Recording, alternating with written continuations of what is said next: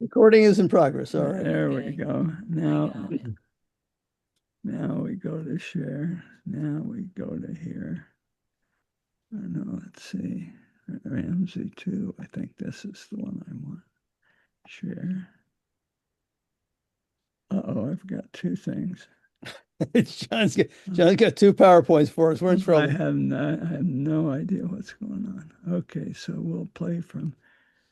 All right. And all right, I hope we can see the slides again. All right. We Yep. got Yep. hands up. Yeah, like everyone should be muted. So we're a go here. There's PG&E right there. Oh, well, sorry. Bye bye. Bye, Bruce. Yeah, okay. See you Bye-bye. later. See you later. Okay, we going, John? Yep. We're set. Okay. Some of you were with us last week. Some of you weren't. The ones that weren't, this 2 week presentation is a bit of a taunt to say, okay, it's the 250th anniversary of Declaration of Independence. We may hear nauseating endless celebrations of that. It's not inappropriate at all, but well, it is reasonable to ask, well, what if we'd have lost the War of Independence? So you're going somewhere now. What would it be like? We got some people that need to mute out there. So they pretty much the whole hour last time was devoted for me going all over excessively, I'm afraid, the argument that if we had lost the War of Independence, we'd have been much more like Australia, New Zealand, Canada, who didn't even strive for it, but became independent about 1870. And by 1870, attitudes in those countries and in England and frankly all through Europe had changed regarding the role of government. And this graphic in front of you speaks to that. That is, the priority had become not universal for everyone, but by and large for the majority.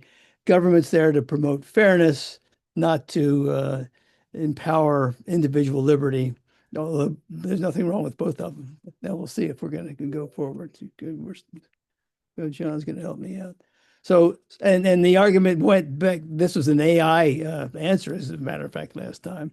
That by the time you got to 1870, 1860, the Benthamite utilitarianism, greatest good for the greatest number, had more or less taken over as the number one thing the governments were supposed to be promoting about 1870, 1860. So if we'd have become independent about 1870, 1860, like Canada, Australia, New Zealand did, maybe we'd have had a different attitude about what the prime priorities of our country would be.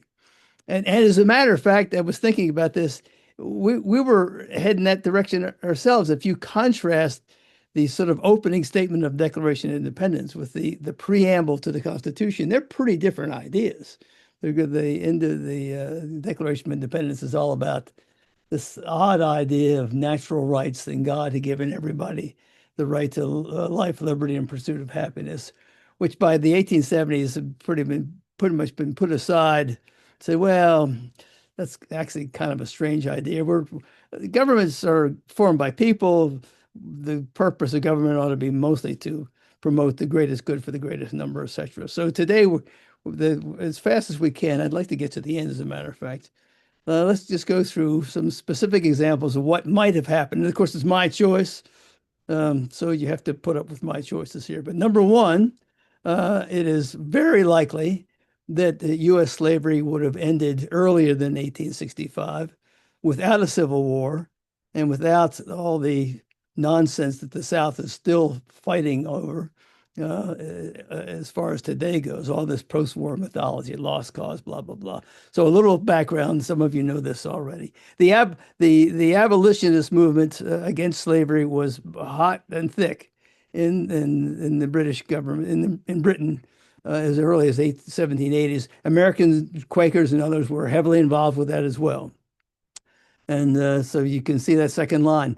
As soon as the Revolutionary War started, Vermont, which wasn't even a state, banned slavery. Pennsylvania was soon behind. New England by 1784, as soon as the Revolutionary War was over. What little there was of what we can call Canada had gotten rid of slavery by 1793. So it was on the march. In England, this guy William Wilberforce, who was rich, and influential, and had the prime minister by his side many times. This guy, William Pitt the Younger, was pushing hard on the anti-slavery movement. And by 1792, they were almost there in Britain. Not to necessarily ban slavery, but at least ban the slave trade. And then came the wars with Napoleon, the Napoleonic Wars, Britain fighting Napoleon and France for 2 decades. Finally, that was almost over, 1870. The British did pass the ban the slave trade. That did not ban slavery itself. And then by 1833, slavery itself was banned in the British Empire. Um, so, so, so if we'd have been part of the British Empire, maybe. When that happened back then, the slaves weren't quite fully free for 4 more years. They had to go through a 4-year period of apprenticeship, which is, of course, total nonsense. A little favors shown out to the slave owners, so they had 4 years of slavery still before they had to turn the slaves free. And then in 1834, all slaves in the British Empire were free, almost a million. At the same time, we still had more than a million, but they might have been free by that back then. And the British Parliament voted to compensate the slave owners, borrowed a huge amount of money, an enormous amount of money, to compensate slave owners. And 40% of the national budget was devoted to that. Now, you couldn't possibly pay that off at once. It's been paid off steadily, one bit at a time. And somewhere I read that it wasn't really fully paid off in a sense until 2015, for God's sakes. Wow. But it's not as if that money just enriched the slave owners and didn't do any other good. Almost all of it was reinvested back in England. The slave owners said, well, now we can't have slaves, we'll invest in the Industrial Revolution, which is pretty much the way the Marshall Plan worked for us. We gave money to Europe and got almost all of it back almost the next day as Europeans bought our stuff to rebuild their country. So it was good for both sides. Yeah. So what was the number of slaves in America? 1,200,000. Pardon me? 1,200,000. Was About the same time. Yeah. And what was the number in About 800,000. okay. So similar, but not the same. I put this one graphic up because not everyone in Britain was thrilled with this. I mean, you can see this very sarcastic, nasty cartoon of Tories back in England mocking the Whigs for freeing slaves, and slaves are portrayed in a horrible way. But let's leave that aside. William Wilberforce, if you're ever in London and you ever go to Westminster Abbey and see everyone buried there, he's buried there, right next to his friends William Pitt the Younger and William Pitt the Elder, for whom the city of Pittsburgh is named. And there's this wonderful movie you might want to consider watching it, Amazing Grace, 2006. Really quite a good movie. Even in the United States, there was still as soon as the Constitution was created, there was a pretty good sense that maybe slavery would be banned about the same time here as well. I mean, the Northerners were not happy with slavery, and they're if you've never known this, that orange graphic up top at the top of the slide, this is in the Constitution, that the migration, importation of slaves cannot be prohibited by Congress for 20 years until 1808. This was our guys devoting right in the Constitution were battling over what would go in the Constitution. Could we even get this thing damn ratified? And the question was, well, what do we need you Southerners to go back home and try and get this Constitution ratified? It said no banning on slave trade for 20 years. I don't know what's going on with the slides here, John. It's on automatic. It's on automatic. Okay, never mind. And even so, as soon as the 20 years was up, the Constitution did ban slavery. We got a question. Okay, Jim. Jim? We got a hand up? Tyso, we can't hear you. I was just unmuting myself. Okay. Well, recently I saw Amazing Grace. Oh, you did? Good. It is a wonderful movie, Wilberforce. But what was I going to say? The title belies the song Amazing Grace and the origin of that. So that's an extra pearl. Yeah, well, yes, it's part of the movie, as I remember. Correct.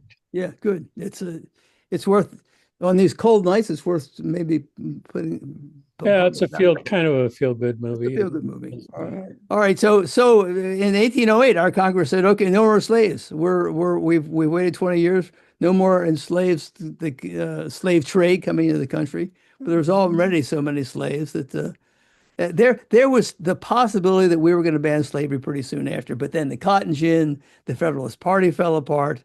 The Democratic Party, which is a bunch of Indiana nutcases from Scott Ireland, took over, and we became a different country real fast. Sorry, we're going back and forth in these slides. It's on automatic, and I don't know how to stop it. So it's going forth on its own. Here we go. Okay, go ahead and go forth. Go for it. Go forth. Yeah, go forth, please.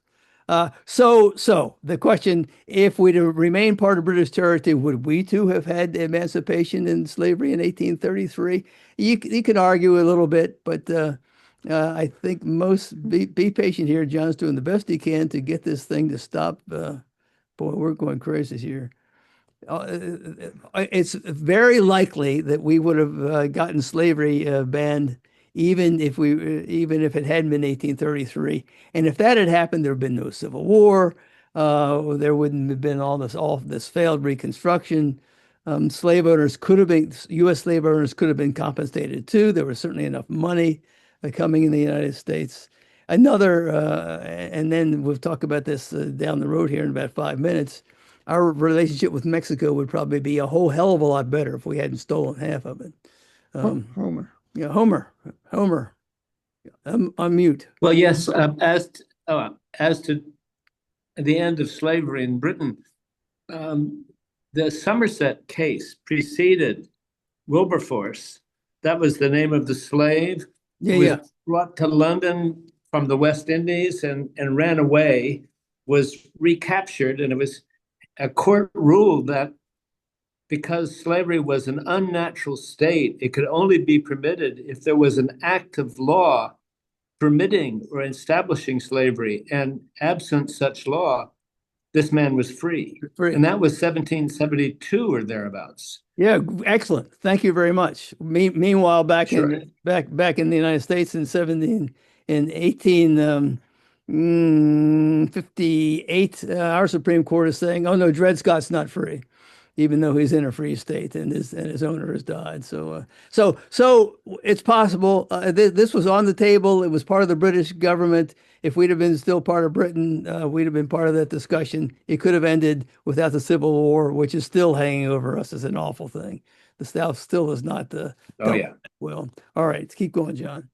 And other consequences. Another consequence that came to mind for me, had that happened, had the slavery ended earlier, the South would have likely industrialized a whole hell of a lot earlier than in fact it did. It took forever to industrialize because after all, why industrialize? Poor John, can you back up there? We really got a mess going on here because there's save it there. The South was rich because of cotton in 1833, and if slavery had ended in 1833, the richest states in the country per capita were Mississippi, Louisiana, South Carolina, far richer than the North, and there was plenty of that slave-owned capital that could have been donated or invested in industrialization in the South, instead of waiting until the Civil War was over, and even later than that in many cases. Next, John. Michael Stein. Michael Stein. Oh boy, we got a lot of questions. Mike. Going to say we would have had no Abraham Lincoln had we not. That's true. But we would have needed an Abraham Lincoln. God. But we might have an Abraham Lincoln, but things would have been, he's still a controversial figure in the South, I'm afraid. Okay, next. If the South had started industrializing earlier because there was money to invest in industrialization rather than invest in slavery, the South and North may well have evolved much more close to each other in terms of urbanization, industrialization, all the labor laws that come along with industrialization and urbanization and so forth.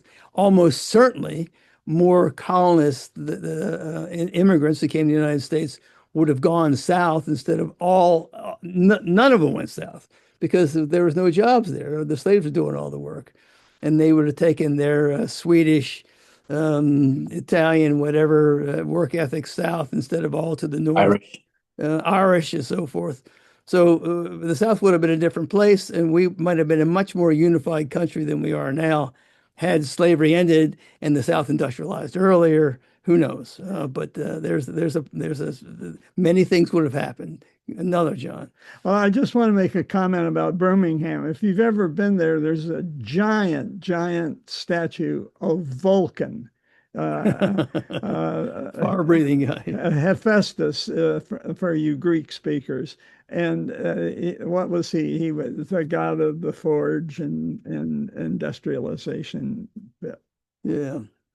So I've already said this. If all that had happened, may well have been a much more unified country culturally if industrialization had been going on in both North and South at the same time, blah, blah, blah.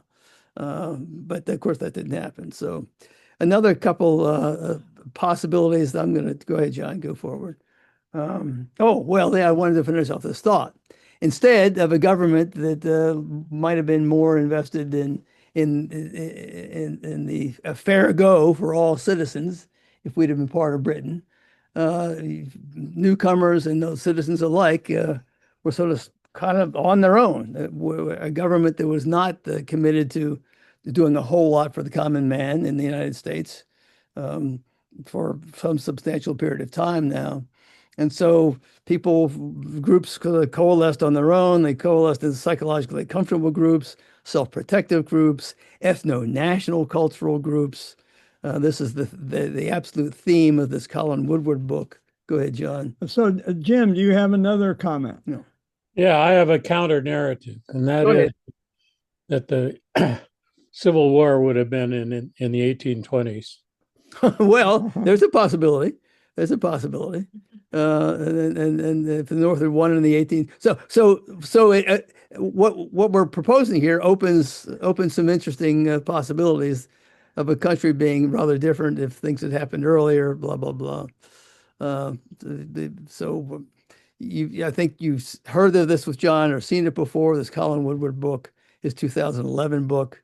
He says, "Well, I really think we're really not a unified country. There's sort of 11 different nations out there with different civilizations, almost same languages, this and that, and so forth." People that have followed him and said, "Well, you got 11 separate countries. We'll add 4 more." And I've just it's all this is for another discussion another day. John, go ahead next. I put this up just for John because it's big enough. Here's 14 or even I think 17 different possible ethnic, cultural different groups. Let's not do much with this because it'll get us off target. I want to keep going. Go ahead. Well, Southern Florida looks interesting. Southern Florida is the Caribbean. Yeah, Okay. that's Cubans. The rich Cubans run Southern Florida. And ask Rubio. And then New France. No, I should have never this. John's going to look at the whole map for the rest of the day. We're done. Yeah. Okay. Go past that. Yeah. Go past that. Go back. This came up in my mind and I've kind of dropped it. Just stop there, John. I'm trying. Would Native Americans been better treated if we'd have been more like Canada, the less than ourselves? I sort of thought this thing through and said, nah. Once I Googled around, I said, I kind of had my doubts. Canada at least would not have had the Trail of Tears, the graphics there on the left. Next slide. You're all familiar with the Trail of Tears, I think, when the gold was discovered in Georgia. The Georgian citizens said, we want the damn Cherokees out of here. The Cherokees went to the Supreme Court. The Supreme Court said, the state of Georgia has no control over the Cherokees, and neither does the national government. Leave them alone. And it's apocryphal. I don't think that Jackson actually said what he is supposed to have said, but he pretty much did what he said, which is, okay, John Marshall has ruled that we can't do it. We're going to do it anyway. Let him stop us. So you got this horrible situation with not just Cherokees, but the Creeks and Chickasaws were all moved to what became Oklahoma, miserable death, blah, blah, blah.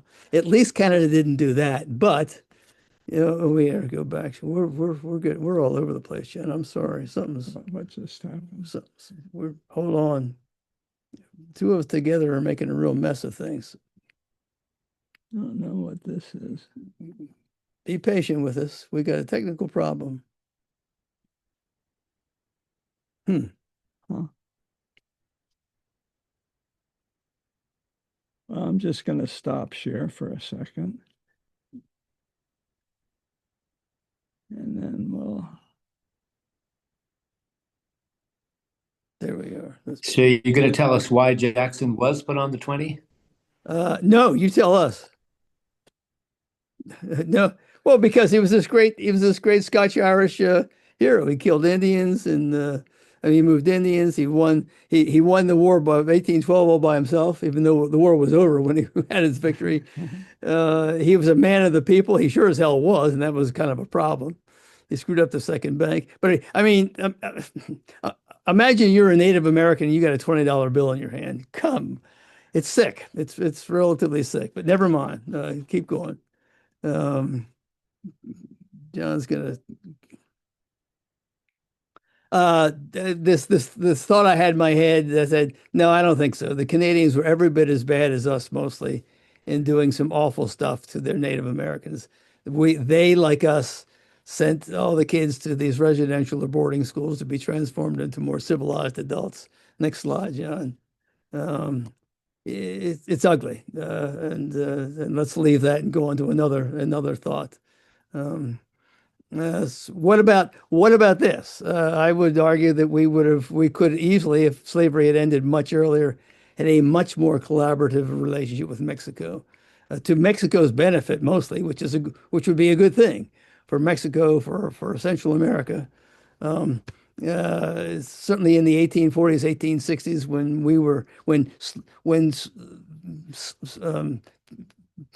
Anglos who had moved to northern Mexico and rebelled and created the Lone Star State of Texas because they wanted to move slavery into Mexico.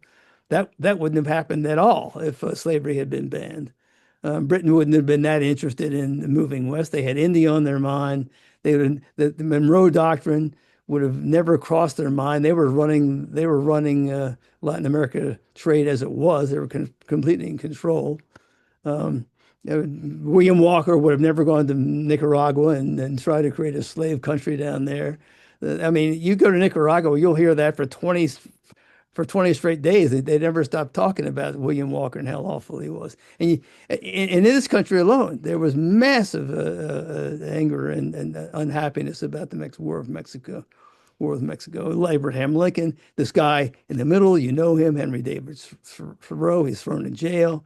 In jail, he writes Civil Disobedience, what Martin Luther King reads, blah, blah, blah. Even Ulysses S. Grant, that was down there in Mexico, as was Robert E. Lee, together. It said late in life, I don't think there was ever a worse war than this. It was an awful war. I mean, we just stole northern Mexico for slavery.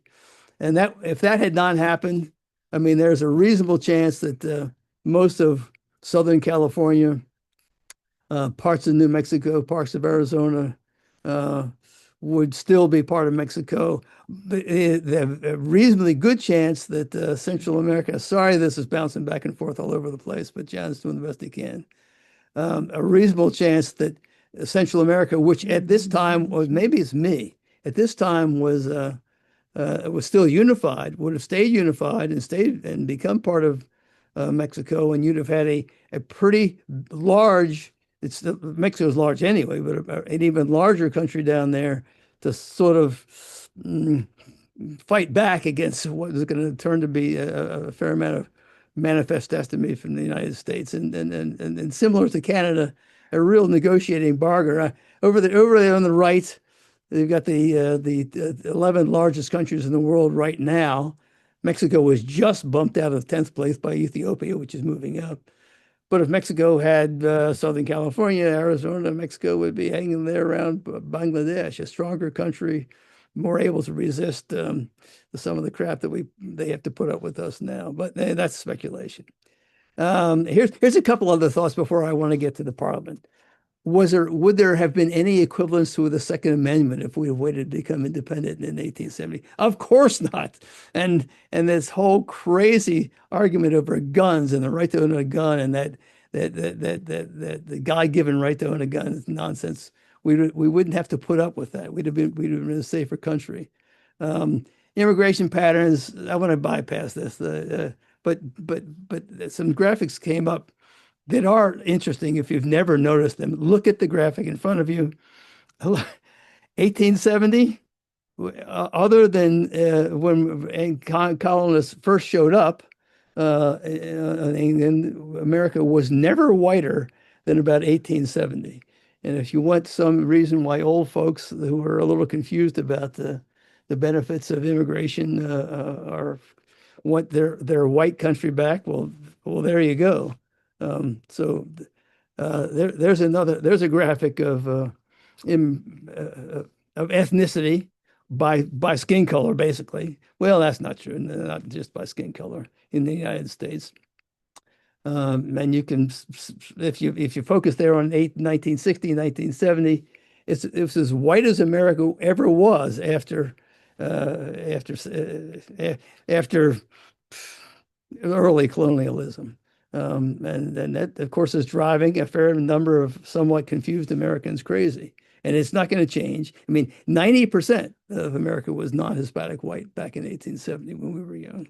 But at least I don't want to go in. I don't want to do any more than that. Here's another question. I want to get to Parliament. What would have been the case if we'd have been a Parliament rather than a presidential system?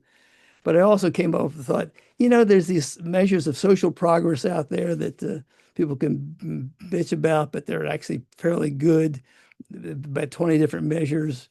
How are we doing compared to our Anglo-Saxon fellow countries, Canada, Australia, New Zealand, in terms of measurement of social progress? Well, we've always been behind. We've always been below Australia, New Zealand, Canada, and we continue to be today. If you look at down the bottom, the current list from last year of up top, the countries that rate us highest on social progress: Norway, Denmark, Finland, Switzerland. Sweden, Switzerland, Iceland, Luxembourg, Ireland, Netherlands, Belgium, Germany, Austria, Australia, Japan, Singapore, Slovenia, Estonia, UK, New Zealand, Spain. We were once eighth on that list. We've been dropping ever since. Why do we continue to drop? Our healthcare system isn't good for all Americans. We've got more crime. Our education system, which some people will still insist is the best in the world. Well, maybe in graduate school colleges, maybe, but Lord knows not in the rest of it. Canada, Australia, New Zealand all have more kids graduating from college than we do. And trends, since 1990, when we were eighth on this list, we've dropped down now to 32nd.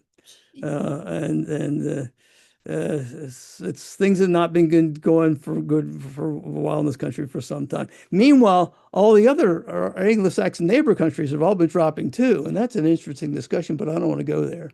But I do want to do this. That graphic on the left is, there's all these countries. Every country that has been ranked in terms of wealth on the x-axis, social progress on the y-axis. And of course, obviously there's a relationship, but the more wealthy you are, the more social progress you can afford. But there is that curve, and all of you out there have got some know about curves and the ability to try and get data to fit a curve just to get a sense of values. All of our Anglo-Saxon neighboring other countries, Canada, Australia, New Zealand, are all above that curve.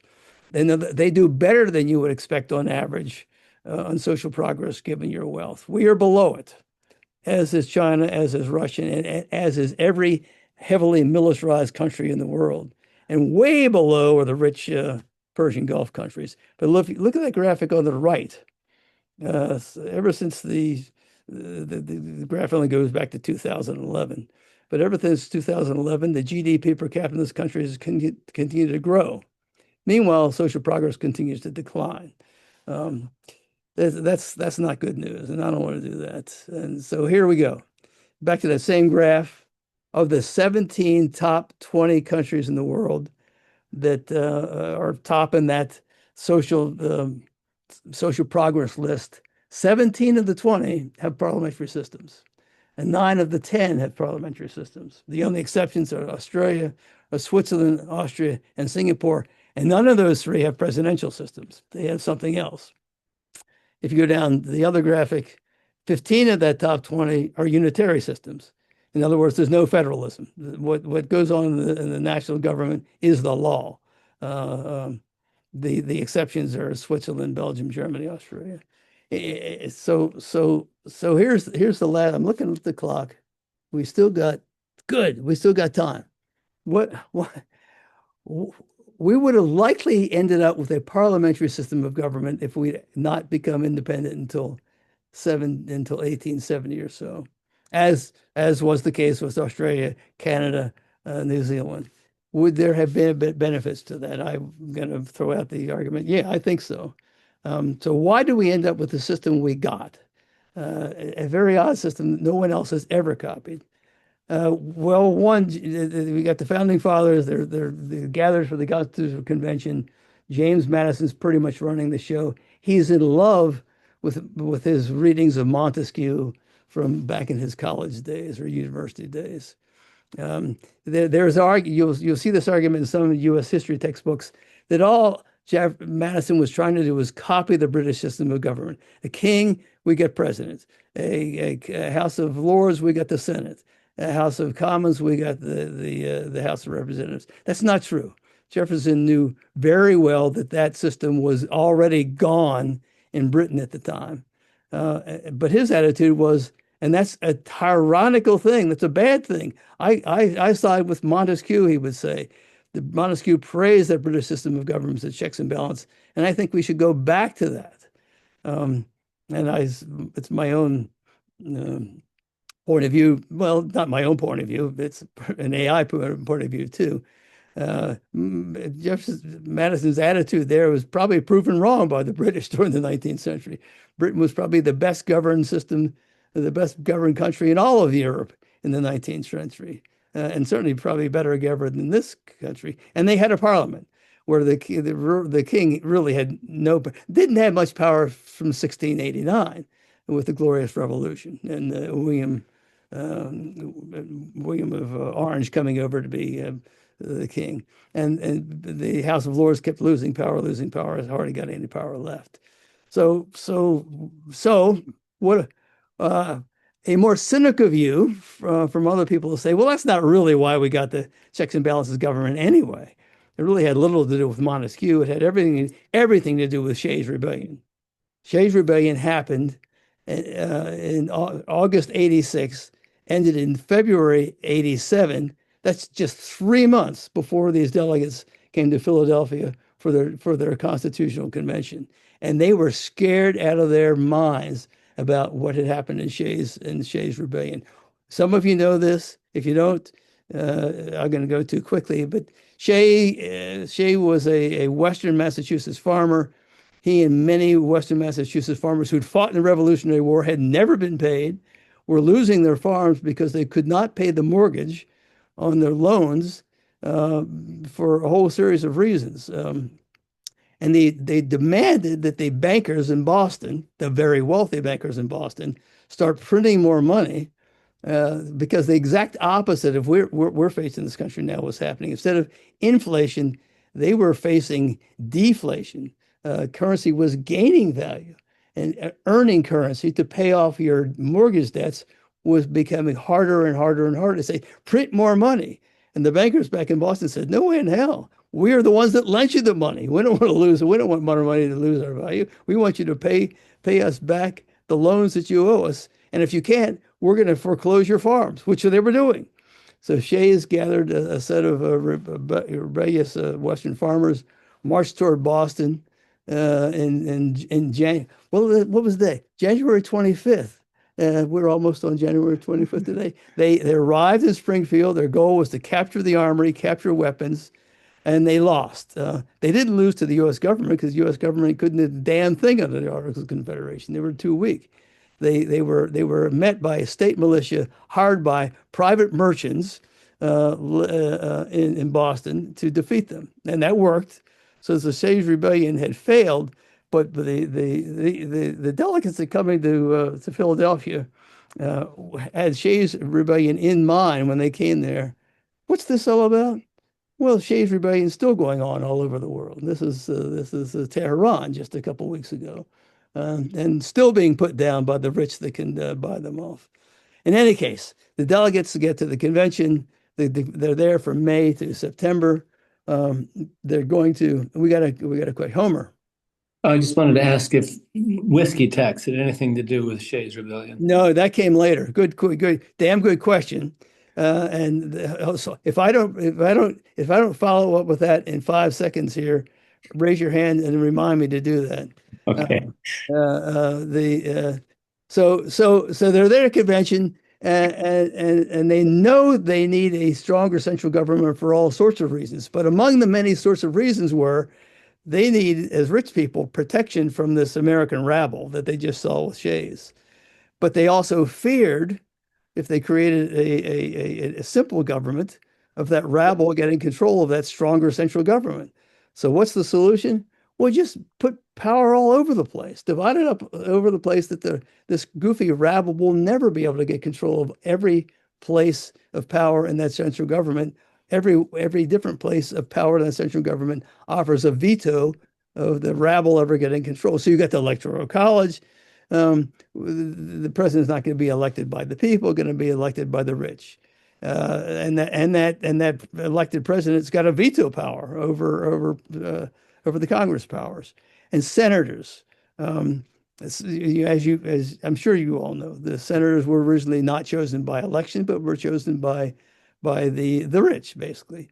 And still today, you got the senators in any election. Every 2 years, you have elections.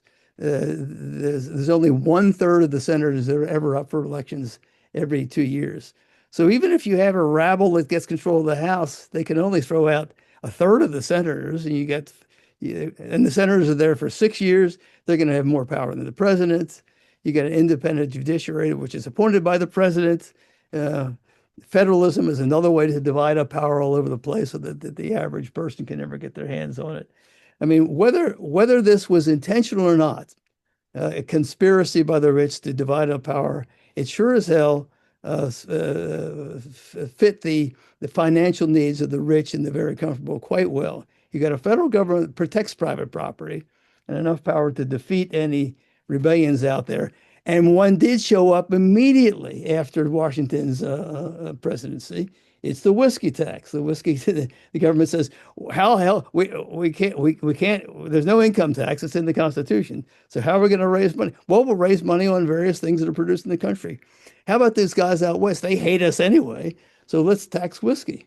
And when they rebel, we just go out there, and I, the president of the United States, will lead the army. We'll go out there and crush those Appalachian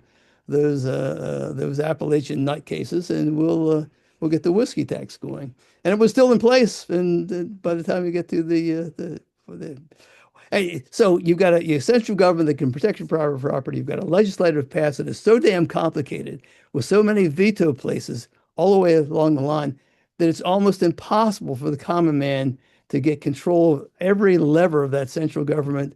And the rich are safe because they got a place somewhere along the line to stop any legislation that comes through.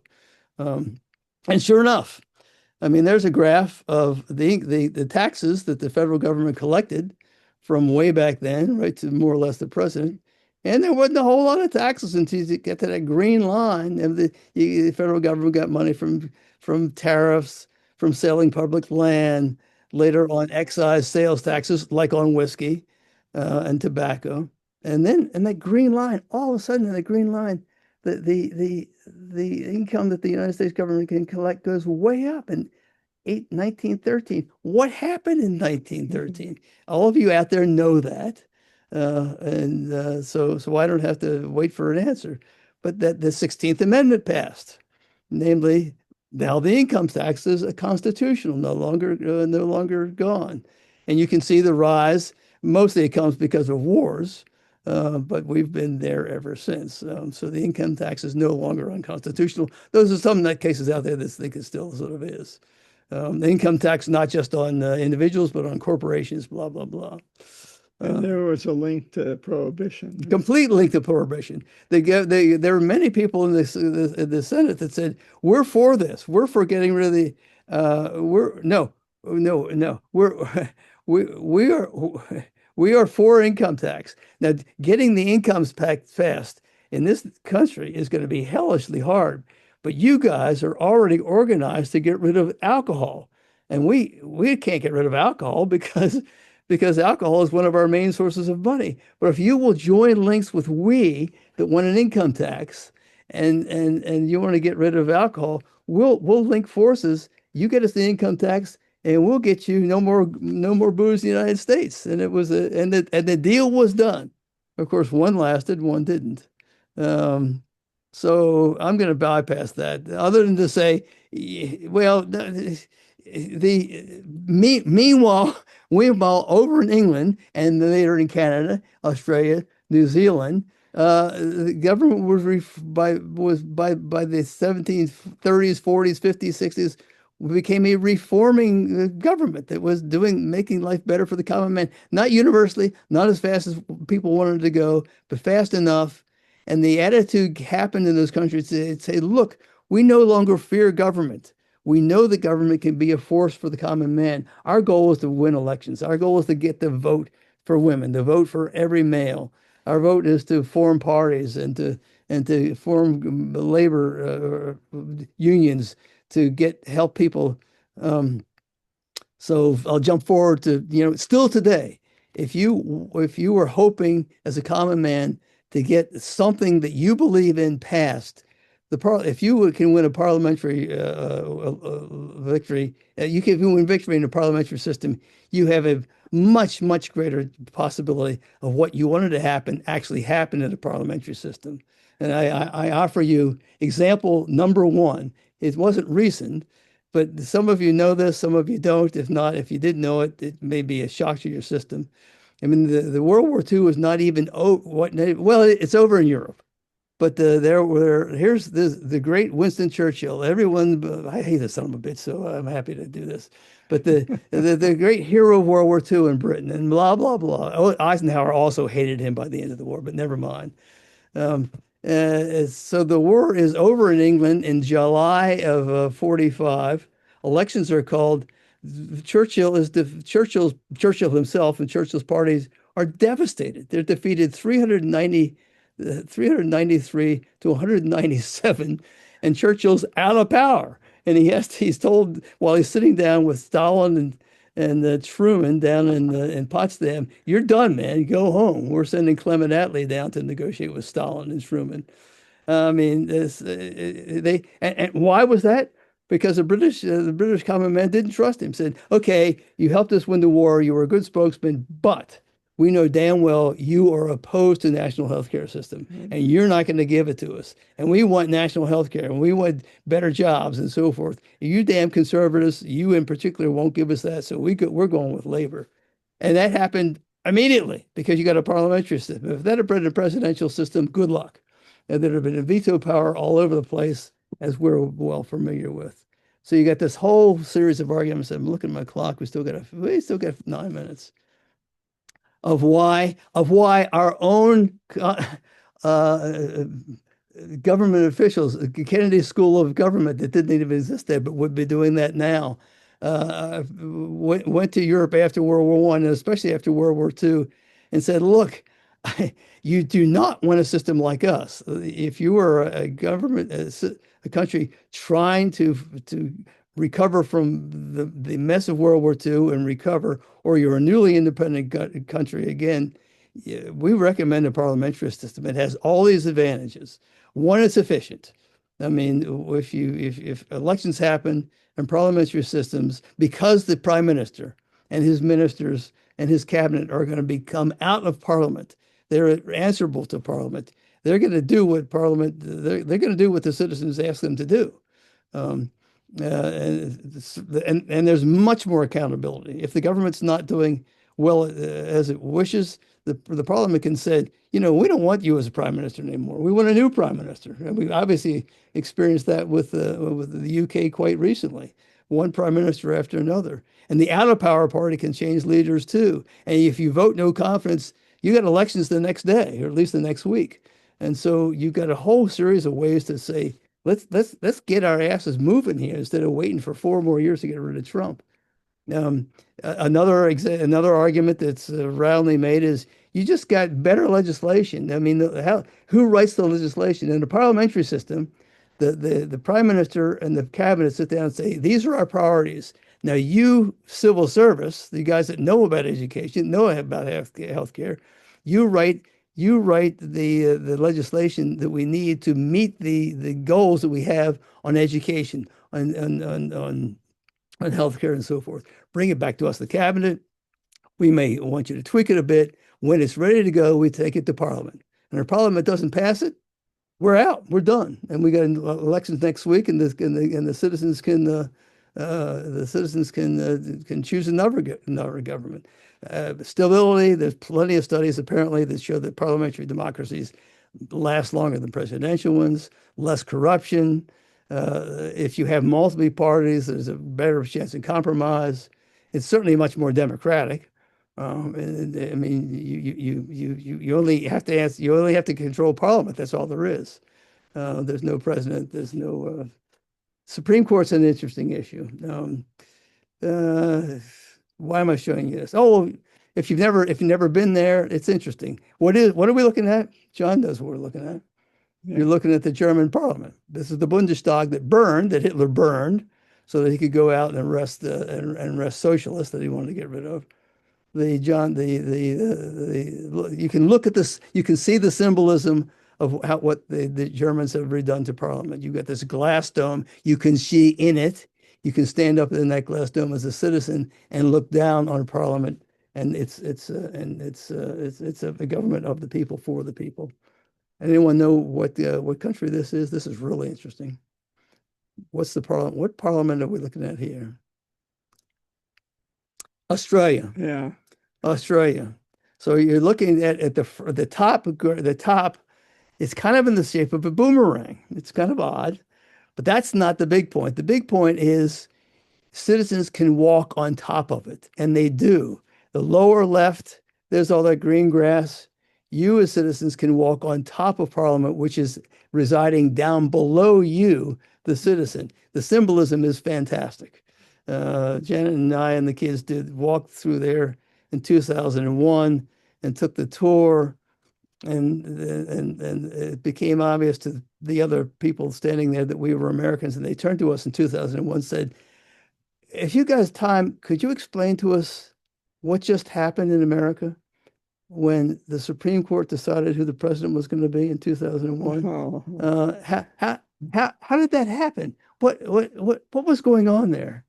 And we said, if you got about an hour, we can explain it to you. Otherwise, we can't. So as 80-plus-year-old Americans, we could be excused for arguing that, oh, well, yeah, we had a kind of maybe our system of government is clever, rich man scheme to keep the power. But you know, it's worked out pretty well for us. It may be a crappy system of government, but it's done a pretty good job. We can argue that because, God damn it, we've been the most spoiled goddamn 2 generations that this country has ever seen. This has never happened before, and it may not happen again, although we're desperately hoping that it will happen again. I mean, we were born at the very moment that the Democratic Progressive Party was going to take over and produce progressive legislation and a Supreme Court that would approve that kind of stuff. And about the time that was faltering, we were mid-age, we probably had jobs, we probably had a family, we probably owned some wealth, you know. I mean, so if you're not aware of this, from 1930 to 1994, Democrats controlled the House of Representatives that entire time, except for one term in 46. The World War II was over. There, as always happens after wars, there was a recession because the war spending is over. Harry Truman was desperate to be elected president on his own in 1948. He went to his advisor and said, "What the hell are we doing to get out of recession?" They said, "The other way you're going to get out of recession, man, is to start up the military industrial complex." Um, and no one wants that. So you're going to have to come up with some goddamn excuse. He said, well, how about the Cold War? That would be a pretty good excuse, wouldn't it? And I'll invite Truman over here to give the Cold War speech, and it worked. And the military industrial complex was geared up. The economy was booming in 48. He won the election. Shit. And Churchill gave the Iron Curtain. Where did Churchill give the Iron Curtain speech? No one, Harvard wouldn't have him, Princeton wouldn't have him, Yale wouldn't have him.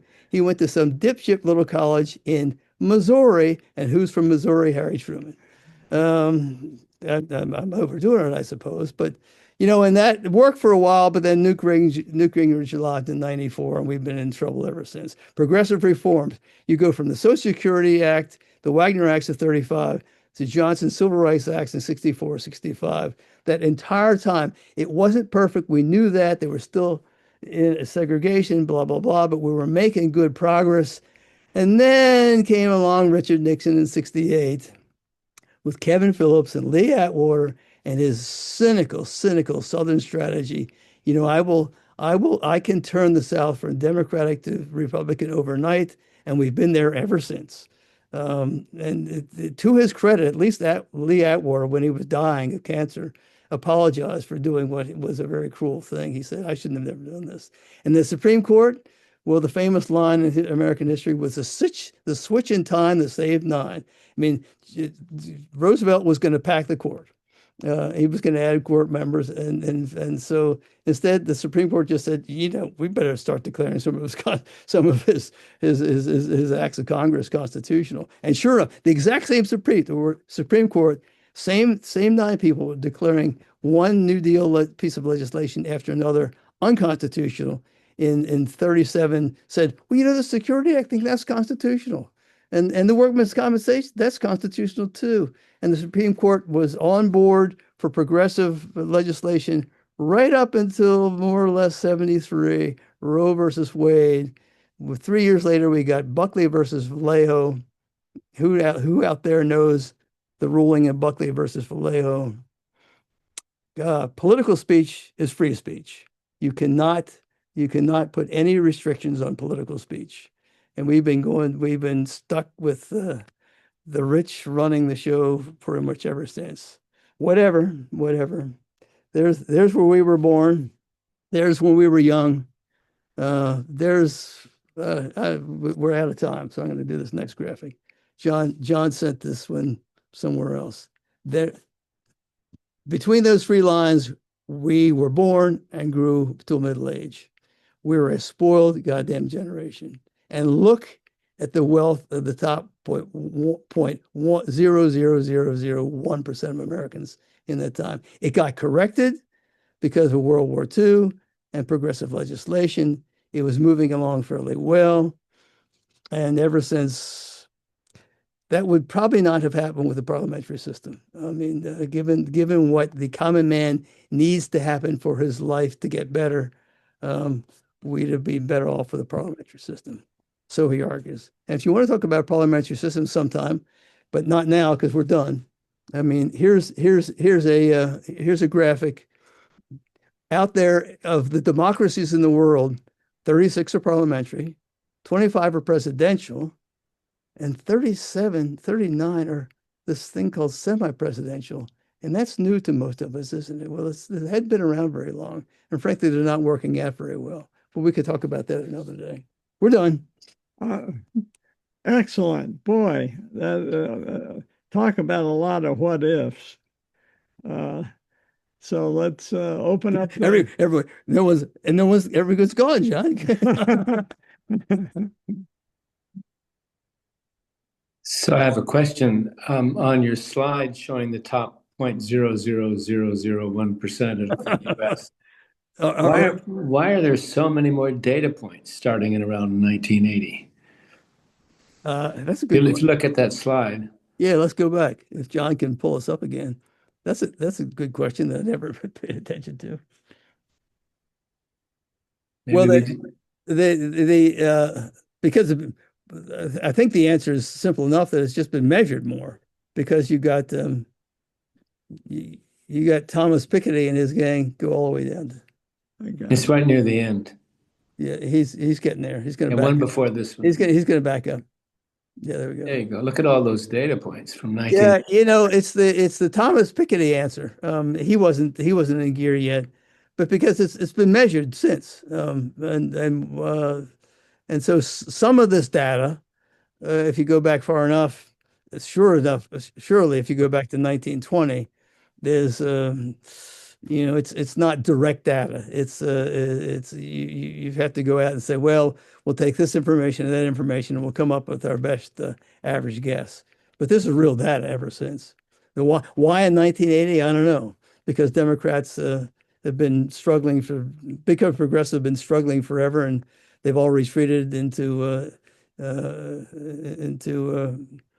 university professorships and have nothing else to do because they don't have any political power. I don't know. Don't ask me. But it's a good question. I think this is Gabriel Zuckman. Yeah, this is Zuckman. This guy's at Berkeley. Yeah. So we'll run that down. Okay. Other questions? Well, I'm glad you mentioned de Gaulle because he served both as president in a presidential system and as prime minister. And Well, the fourth and fifth republics, they changed his role. He's the one that demanded the semi-presidential system. He said, "I will come back and rescue you, France. You're stuck with this goddamn war with Algeria. I can solve this for you, but I'm not going to solve it if you have a parliamentary system. Here's the decision. Here's the system I want, and if you give it to me, I'll be your president." He was president for 7 years. Yeah. And and since Francis said that's too long, we gotta change that. And once he invented that, there were other countries that came along, like Putin, and said, "Man, I love the semi-presidential system." And the African countries were getting free about that time, and they said, "Well, if it's good for de Gaulle, it's good for us too." Well, it's kind of a perfect system to be corrupt, and so who knows? Tom. So here's a $64,000 question.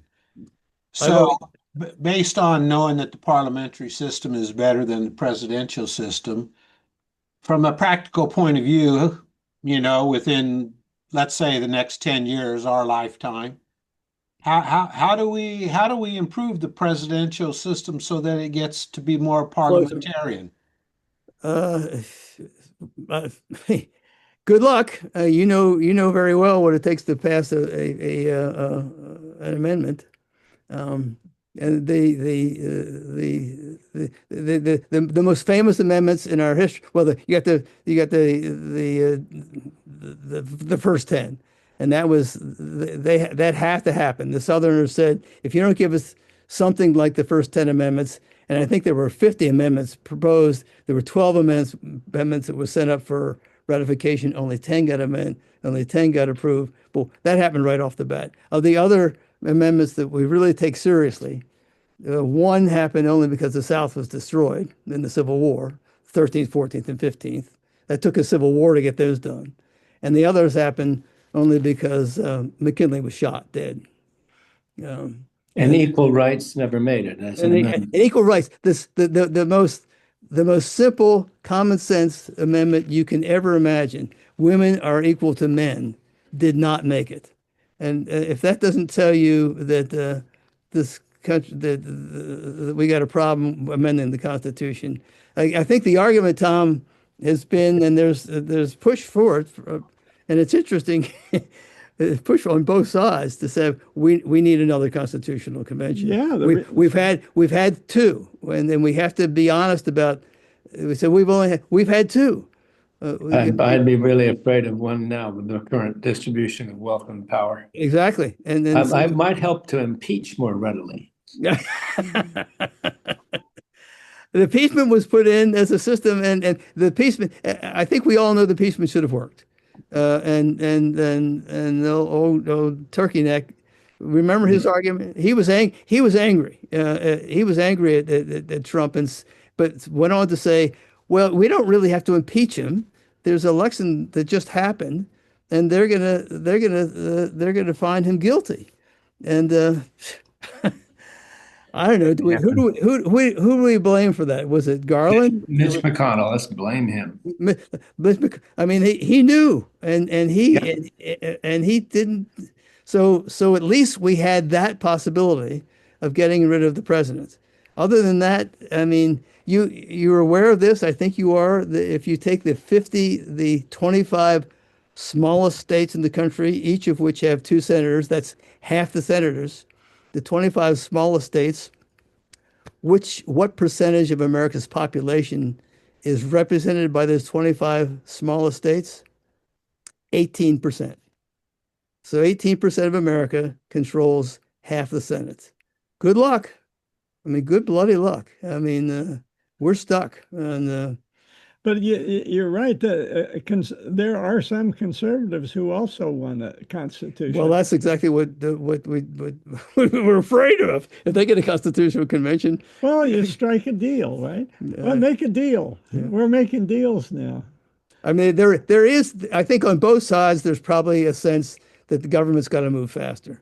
So at least you could get a faster moving government. Then you just have to capture it. Michael.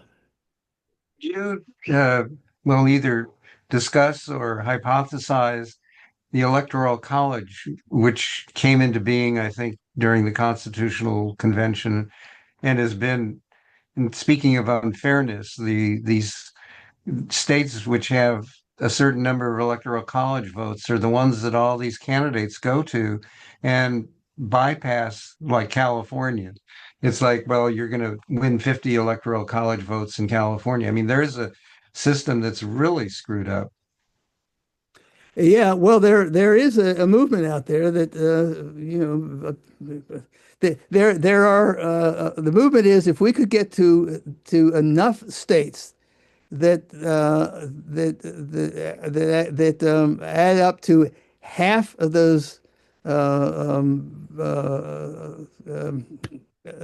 votes, electoral college votes. You don't need all states. You don't need enough of the states. So if California, New York, Texas, good luck with Texas. If you had half of those states that would agree to cast their electoral votes on the basis of the popular vote, you'd be there.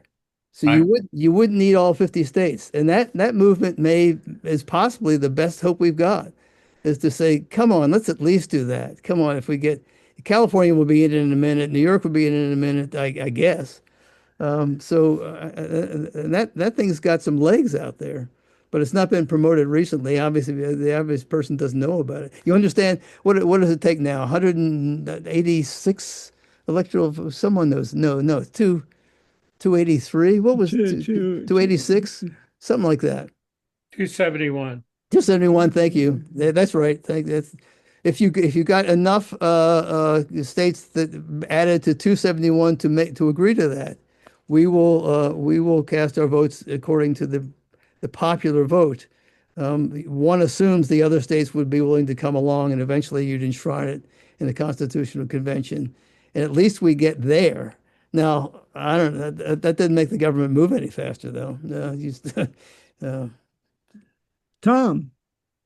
Yeah, so I'm just going to summarize my thinking here. So all the history stuff is good, but I guess the way I sort of look at it is from 1945 to 1976, the United States had one form of government, let's call it a progressive government. And since about, I gotta sign off. I got an important phone call coming in. Thank you very much. Goodbye.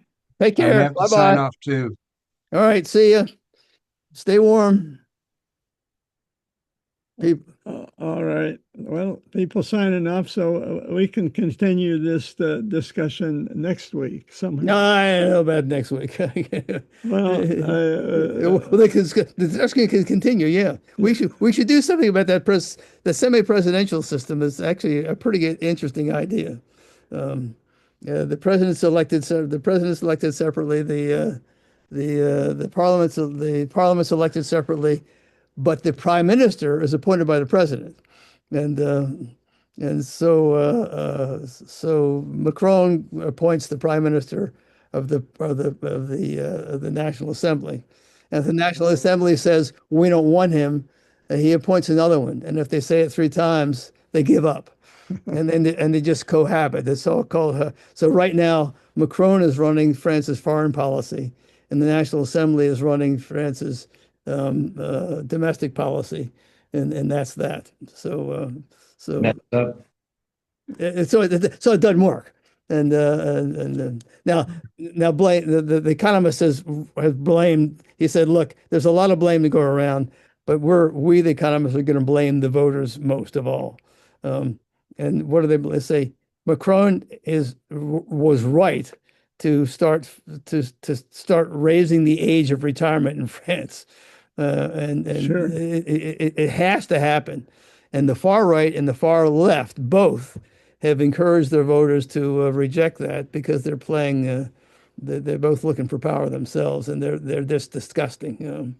So, but the voters were enough to suck up to be stupid enough to say, we don't want to. We want to retire. You can retire at full retirement at 62 in France and live to 95, and it's obviously not going to work. So we're not the only country stuck these days. Yeah. But you got a better shot maybe as a parliament. I think when I was in France in '85, there was a law that you couldn't work more than 32 hours a week. Exactly. Mitterrand had gotten that through. And that's been changed big time. Well, they said we need more jobs for youth. So here's what we'll do: we'll reduce the jobs. And said no, that didn't work at all. It didn't. So you let the experts come up with these ideas, not some idiotic politician. All right. So see you all next week. David, good luck escaping Boston. What's the news there? Oh, it's fine. There's about 2 feet of snow on the ground, And it's not melting. but it stopped yesterday. So today it's just pretty and cold. It's going to stay 20 as the high all week, and the low is like 0. So the snow is going to stick around. There's big islands of it all over the place. The Commons is covered in 18 inches of snow, and things are coming back to normal.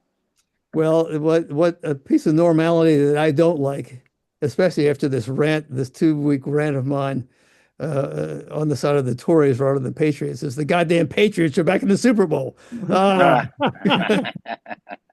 How irritating! God, I'm cheering for the Seagulls. All right. Well, Good luck. people are excited here. All right. Thanks, Ramsey. Thanks, John. You bet. Yeah, Take care. okay. Take care. See ya. Take care, everybody. Take care. Thank you, John. Sure.